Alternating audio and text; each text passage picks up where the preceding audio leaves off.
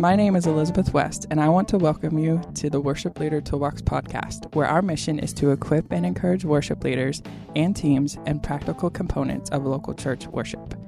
We're so thrilled to have you listening to our podcast, and our prayer is that it will be helpful to you and your teams. If you have any thoughts or questions, feel free to reach out to us at worshipleadertoolbox.com. We'd also be honored if you would subscribe and share it with others. Heading now to today's episode.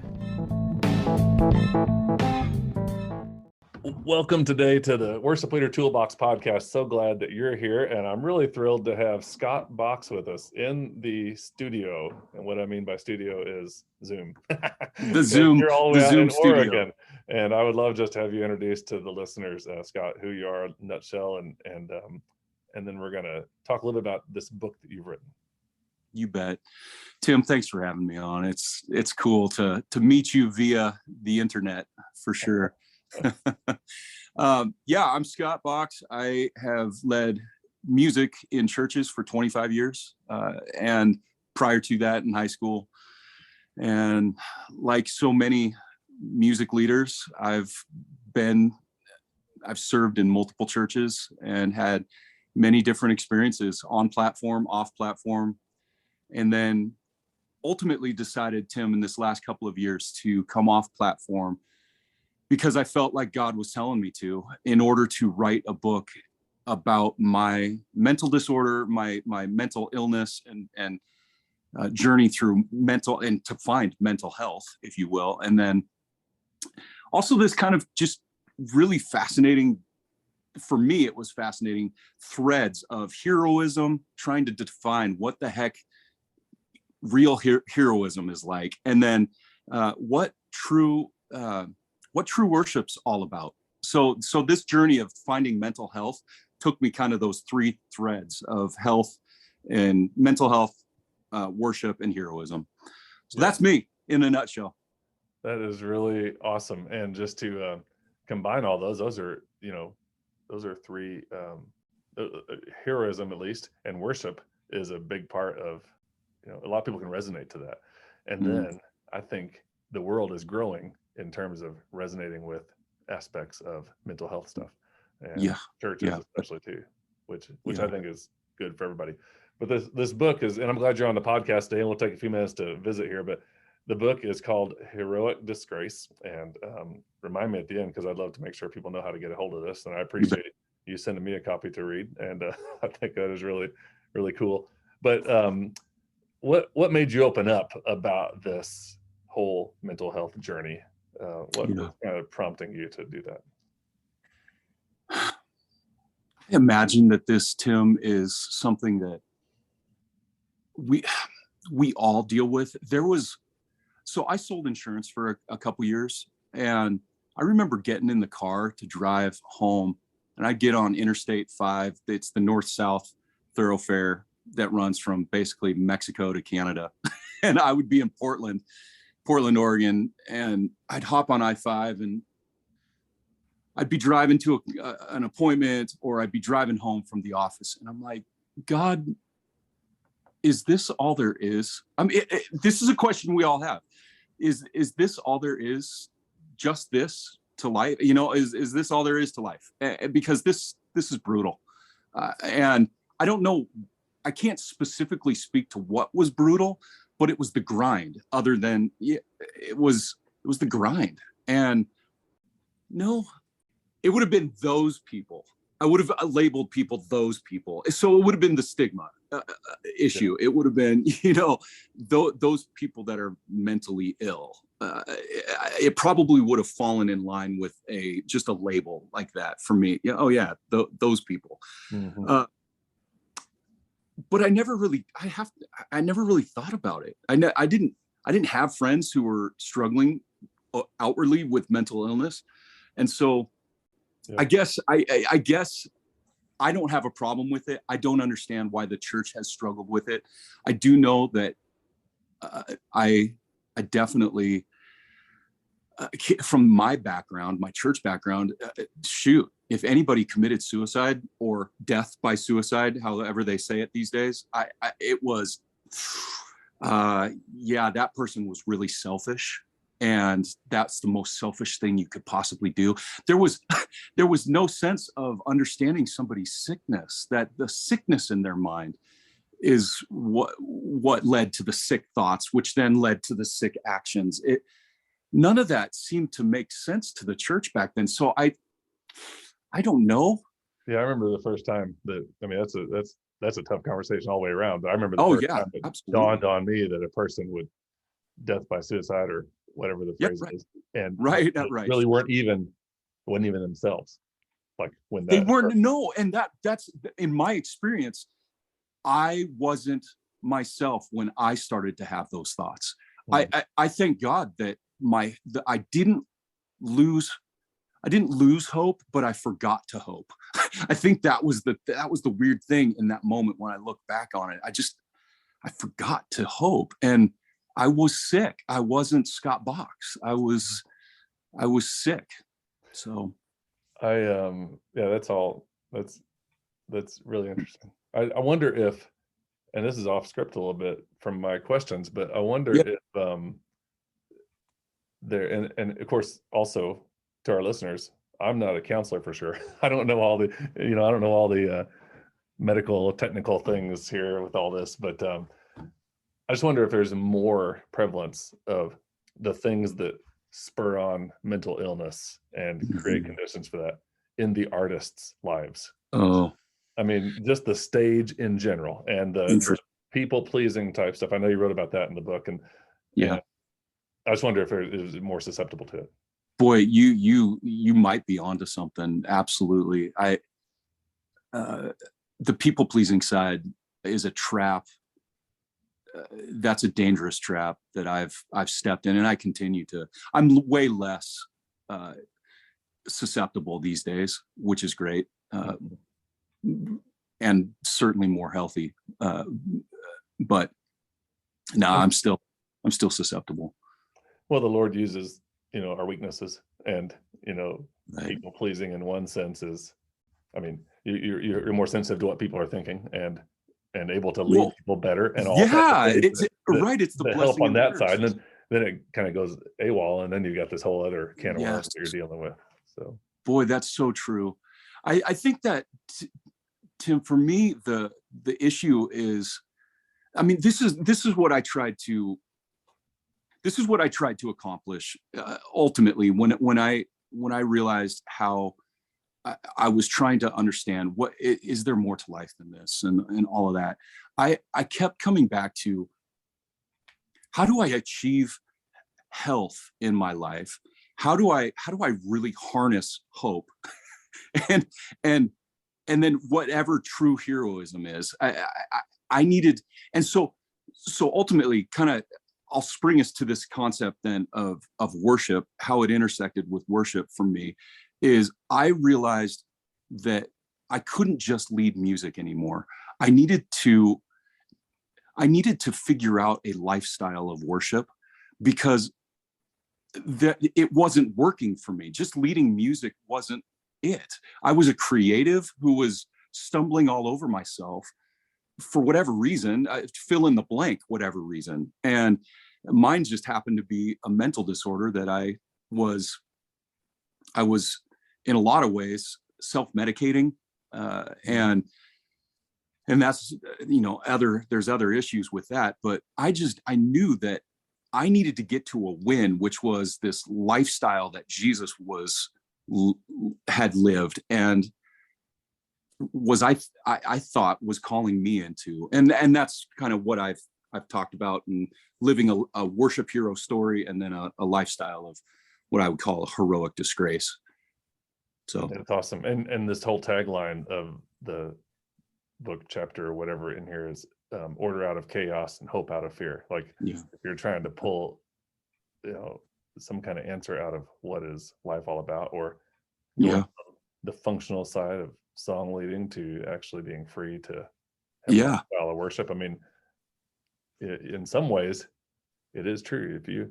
If you're putting everything on, you're basing everything on some functional thing, that's not very spirit filled. I mean, a lot of people can, have the tools to do something, but it's just kind of hollow.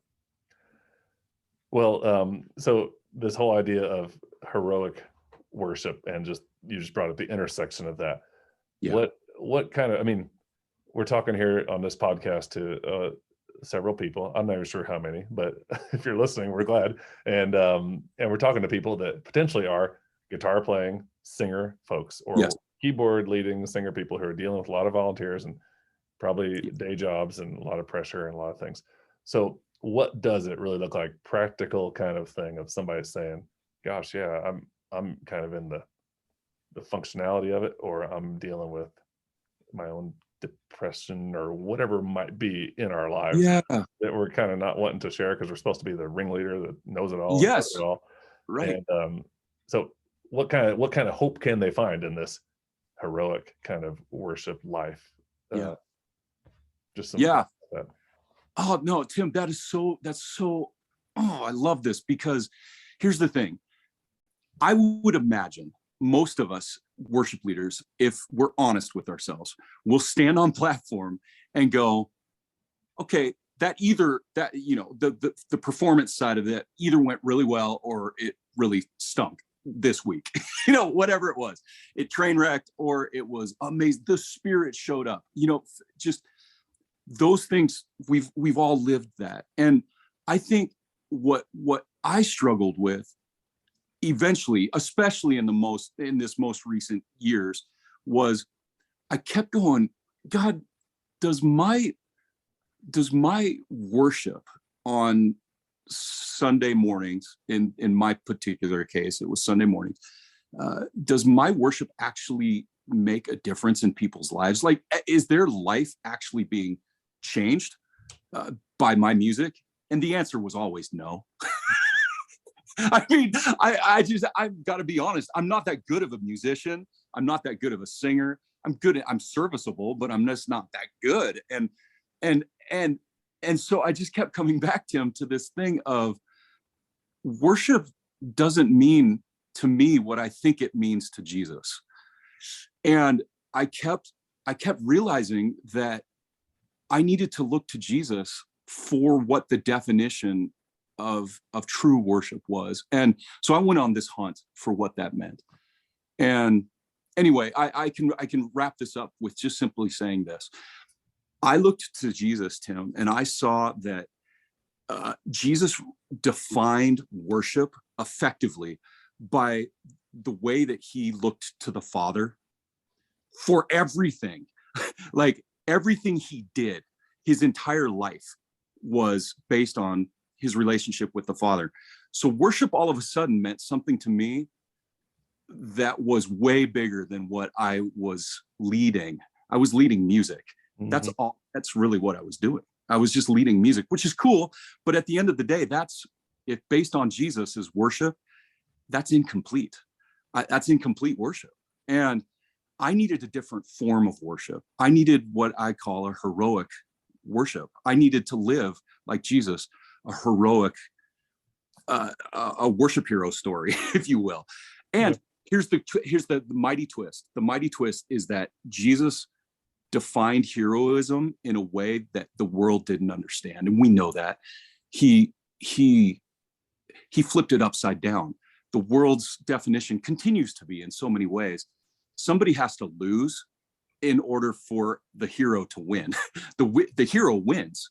Well, Jesus was the biggest loser ever, for goodness sakes. And we call him the great hero. I mean, so I needed that kind of worship all of a sudden in my life, which is why I had to come off platform to figure this out. I want to help other people, not just non-worship leaders, but the worship leaders themselves. Mm-hmm. So that's awesome. That's really a hope-filled kind of answer. And I think people know that was long-winded. What?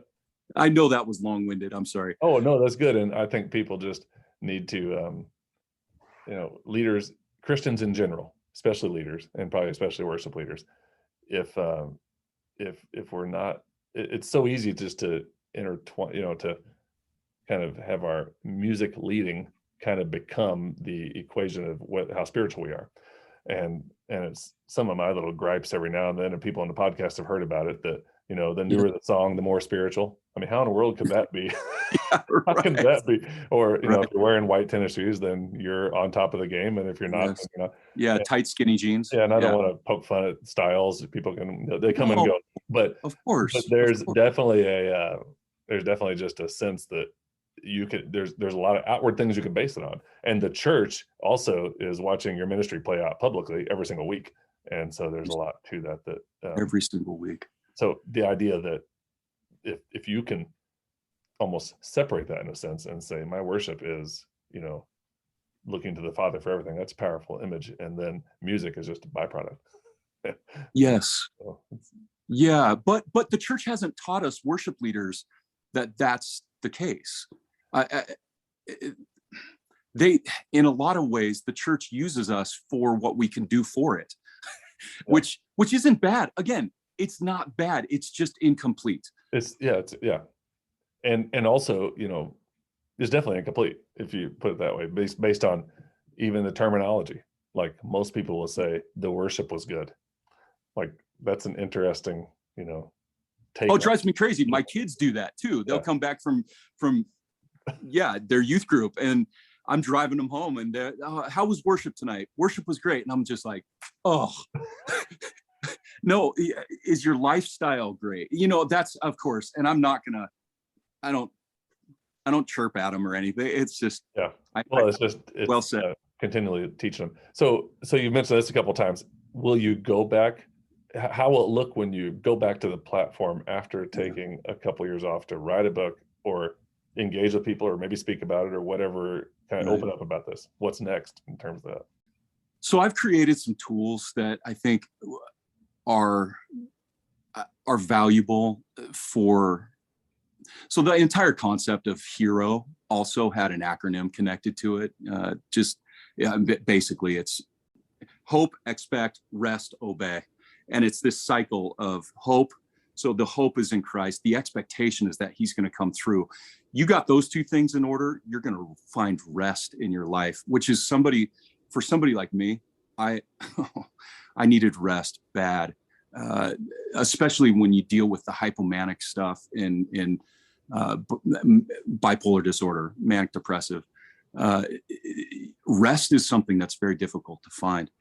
But then when you experience that hope and that expectation and that rest, obedience becomes something that just is, it's not easy, but it becomes it becomes a habit, a lifestyle that so what's next? I need to lead people, and I look forward to where this goes with maybe working with other worship leaders to help them understand that if they're leading music, they're leading an incomplete worship experience for their church.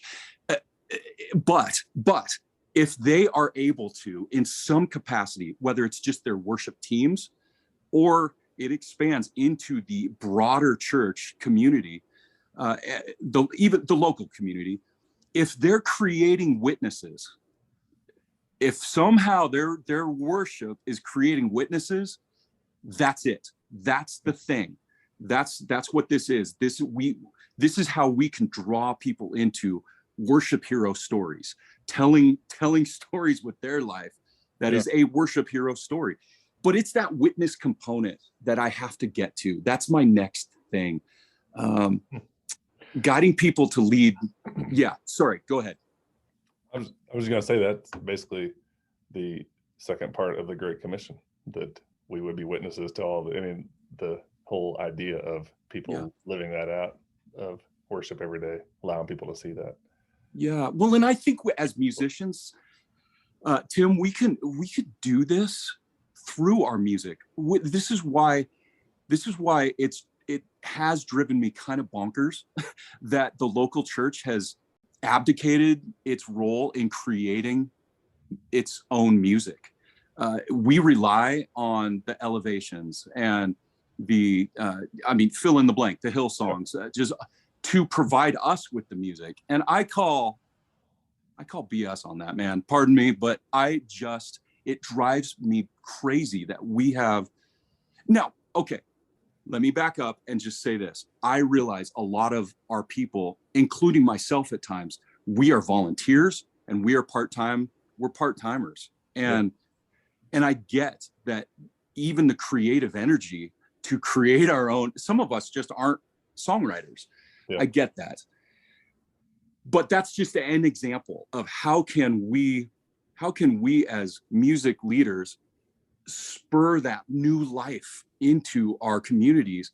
Well, one of those ways is by creating our own music and our own songbooks, just as an example. Yeah.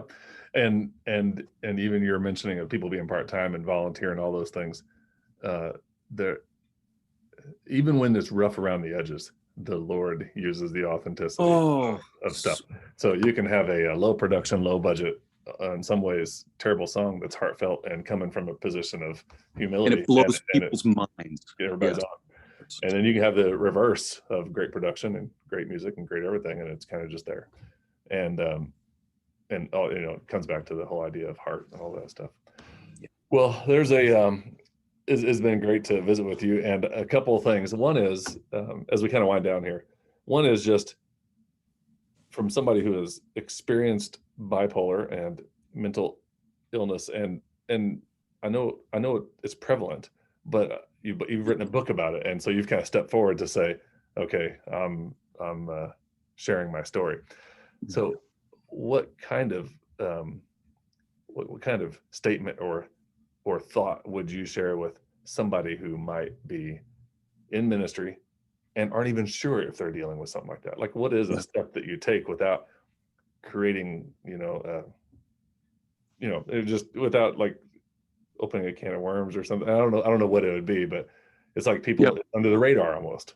So like what would be something that what action would somebody take? Yeah. Okay. Two thoughts. One is a very practical step that sadly takes about 3 months. You make a phone call to a counselor. Just set an appointment with the counselor. And the sad part about that is that it won't be this week or next week. Generally, counseling is hard to find these days. COVID has given them a long-term job. Yeah. And I mean that in probably the most healthy way, actually. Counseling has saved my life, and Christian counseling. I have a female that I meet with, and my wife and I, if folks are married, do it together. Do it together. If you have the relationship that can support that together, do it together, because you'll have an even more. It's amazing if you do more bang for the buck, because then you're more bang for the buck. Yeah. Well said, Tim. And then I'd say the second thing is this. Here's, as a Christian myself, who then had my world turned upside down, and I was worried about cussing on platform. It's like, wow, man, I can't say that into the mic. I can't say that into the mic. I got to this point where the miracle of my mental illness was this, that Jesus didn't heal me.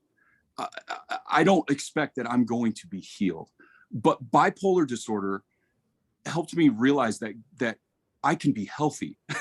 And, but in order to be healthy, Tim, I needed to realize that, and this is kind of the central key to everything that I'm talking about, is that I needed to become dependent on Jesus in a way I was designed to be dependent on Jesus. Not that I just needed more Jesus in my life, but you and I, all of us worship leaders, we've been designed to rely on Jesus.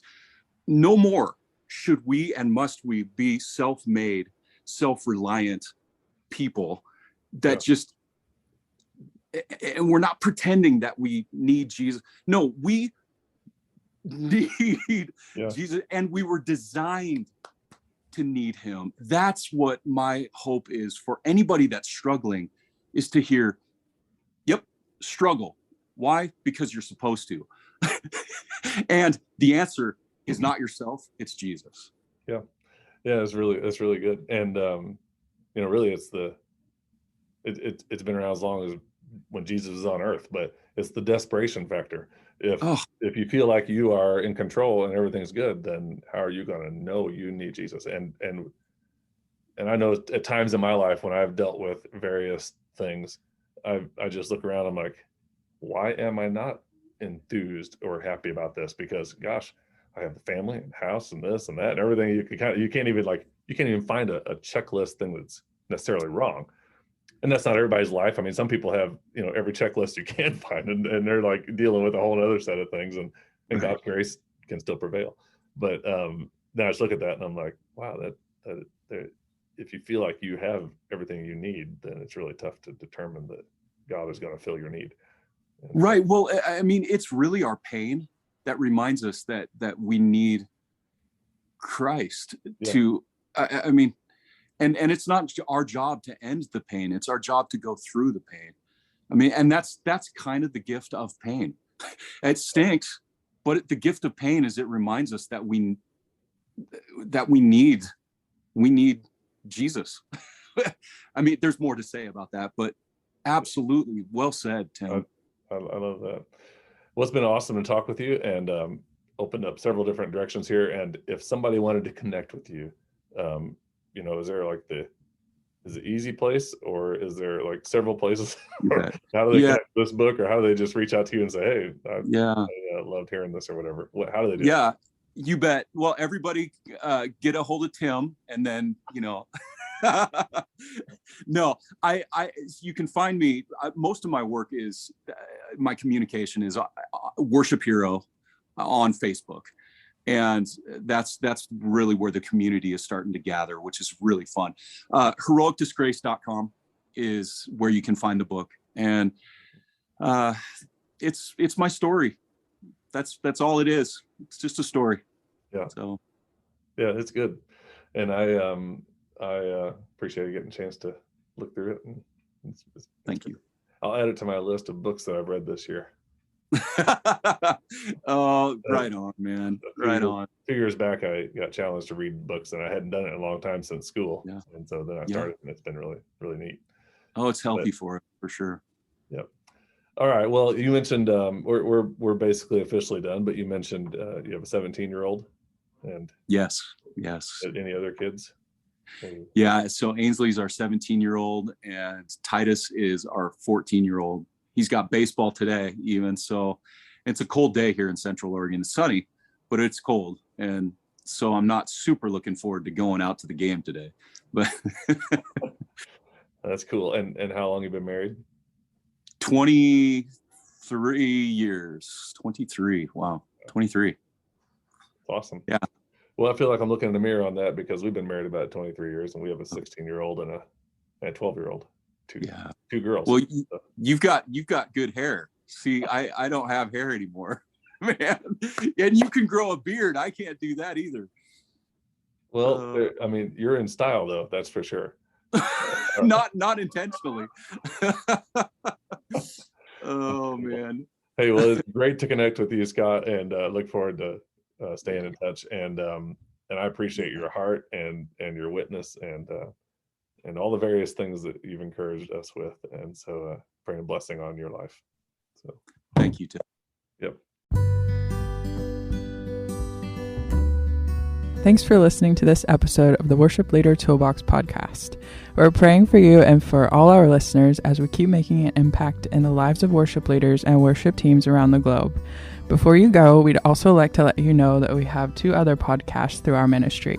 One focused on ministry leadership is called Go Harvest, and the second one is a weekly 5-minute devotion called Faithful Friday. You can find out more at harvestministryteams.com/podcast or go to the link in the show notes.